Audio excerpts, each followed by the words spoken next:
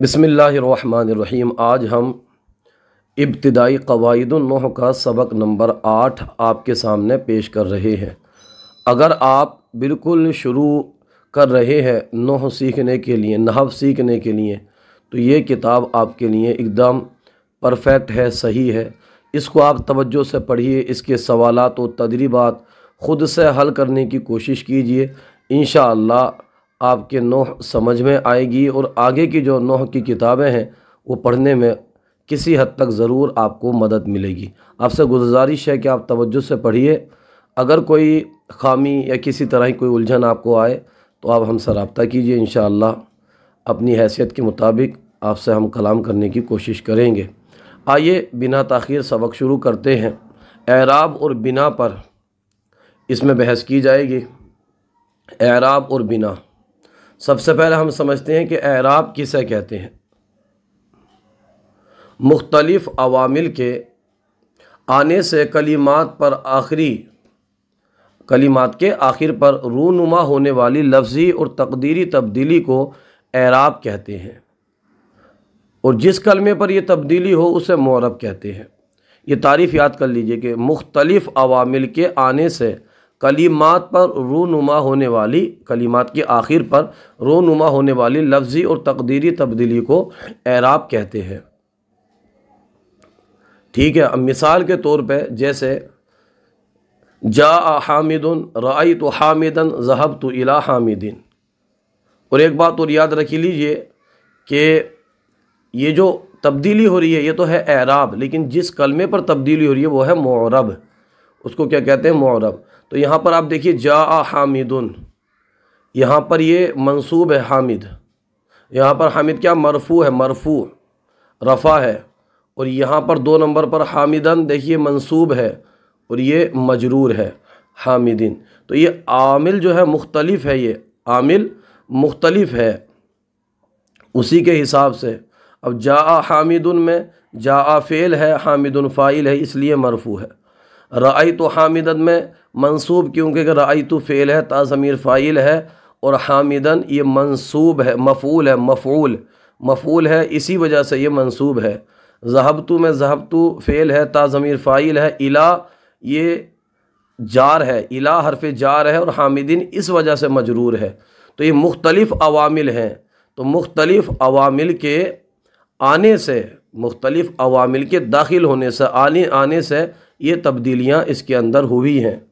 तो ये जो तब्दीली हुई है इसको मुअरब कहते हैं, और जिस कलमे पर ये जो तब्दीली हुई है उसको एराब कहते हैं, और जिस कलमे पर ये तब्दीली हुई है उसे मुअरब कहते हैं। क्या कहते हैं? मुअरब। यूँ समझ लीजिए हामिद इसमें मुअरब है और जो तब्दीली हुई है वो है एराब।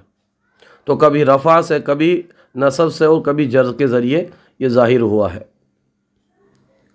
और आगे इस मिसाल में भी यही बताया गया है कि हामिद मुअरब है क्योंकि मुख्तलिफ़ अवामिल के दाखिल होने की वजह से हामिद का आखिर बदलता रहा है। यानी आखिर कभी ज़म्मा जैसे जा हामिदुन में, कभी फ़तह जैसे रअयतु हामिदन में, और कभी कसरा आया है जैसे ज़हबतु इला हामिदिन में। यानी बाज़ अस्मा जो है इनके हरकात के कायम मकाम होते हैं, बाज़ अस्मा जो है इनमें हरकात के कायम मकाम होते हैं। वाव अलिफ या भी आ जाते हैं, जैसे जा अखू का रअयतु अखा का ज़हबतु इला अखी का। ये भी आगे पढ़ेंगे तो आपको ये समझ में आएगा। बाज़ अस्मा भी इन हरकात के कायम मकाम होते हैं। जैसे अस्मा जैसे जा अखू का ये मरफू है, रअयतु अखा का ये मंसूब है, ज़हबतु इला अखी का। थोड़ा आगे पढ़ेंगे आप तो इंशाअल्लाह समझ में आएगा। अब बिना देख लीजिए। बिना मुख्तलिफ़ अवामिल के आने के बावजूद कलिमात के आखिर का एक ही हालत पर बरकरार रहना ये बिना कहलाता है, और ऐसे कलिमात को मबनी कहते हैं। क्या कहते हैं? ऐसे कलिमात को मबनी कहते हैं। इन पर मुख्तलिफ़ अवामिल आएंगे लेकिन इनका आखिर चेंज नहीं होगा। तो ये क्या है? मबनी है। मबनी का आखिर चेंज नहीं होता है, आखिरी कलमे का एराब चेंज नहीं होता है और मुअरब का हो जाता है। अब मिसाल देख लीजिए। जा हाउलाई रअयतु हाउलाई ज़हबतु इला हाउलाई। तो हाउलाई में देखिए कुछ भी चेंजिंग नहीं है। जा हाउलाई, जैसा यहाँ पर हाउलाई है ऐसे ही राई तो हाउलाई, यहाँ पर भी हाउलाई है। ज़हब तो इला हाउलाई, इसलिए कि हाउलाई क्या है, ये है मबनी। तो मबनी मुख्तलिफ अवामिल के चेंज होने से, दाखिल होने से ये इसका चेंज नहीं होता है आखिरी कलमा। वजाहत, इन मिसालों में हाउलाई मबनी है क्योंकि इसका आखिर तीनों मिसालों में एक ही हालत पर बरकरार रहा है। अवामिल की तब्दीली से आखिर में कोई तब्दीली नहीं आई है। एराब की 4 किस्में हैं, रफ़ा, नसब, जर, जज़म। एराब की कितनी किस्में हैं? रफ़ा, नसब, जर, जज़म। इसके आगे देखिए, बता रहे हैं कि रफ़ा और नसब अस्मा यानी इसमों और अफ़ाल यानी फ़ेलों दोनों पर आते हैं। रफ़ा और नसब इसमों और फ़ेलों दोनों पर आते हैं, जबकि जर इसमों के साथ और जज़म फ़ेलों के साथ ख़ास है।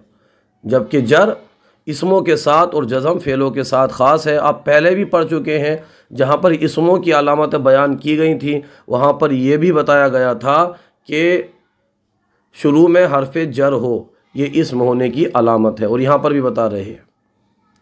इसके आगे देखिए, इसके आगे है अलामात एराब। तो अलामात एराब 2 तरह के हैं, नंबर 1 हरकती, नंबर 2 हरफी। हरकती एराब वो अलामात जो ज़म्मा, फ़तह और कसरा और सुकून से ज़ाहिर की जाएं, ये हरकती अलामात हैं। क्या है ये? हरकती अलामात हैं। जैसे जा हामिदुन, रअयतु हामिदन, ज़हबतु इला हामिदिन। हरफी अलामात वो अलामत जो वाव या और अलिफ के ज़रिए, जो वाव अलिफ या के ज़रिए ज़ाहिर की जाएं, वो हरफी अलामात हैं। जैसे जा अखू का, रअयतु अखा का, ज़हबतु इला अखी का। आइए सवालात व तदरीबात देख लेते हैं। पहला सवाल है, एराब की तारीफ़ और मिसाल ज़िक्र करें। एराब की तारीफ़ हमने क्या पढ़ी है कि मुख्तलिफ़ अवामिल के आने से कलमे के आखिर पर रूनुमा होने वाली तब्दीली को, रूनुमा होने वाली तब्दीली को क्या कहते हैं? एराब कहते हैं। ये तब्दीली लफ्ज़ी भी होती है और तकदीरी भी होती है।